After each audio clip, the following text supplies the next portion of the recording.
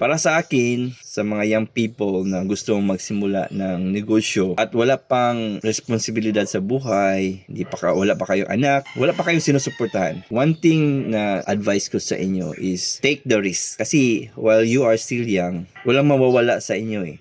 Malugi man kayo, ma-failure man kayo sa negosyo, pwede kayo makabangon. Mag-try kayong magnegosyo, maraming failures ang ma-encounter nyo. Dahil sa mga failures na yun, maraming learning rin yung matatamasan yung ma-receive nyo para magamit nyo nga magtagumpay yung negosyo nyo. Huwag kayong matakot nga magsimula, mag-take risk sa negosyo. Napakaganda yun na while you are young pa, makasimula na kayo ng negosyo.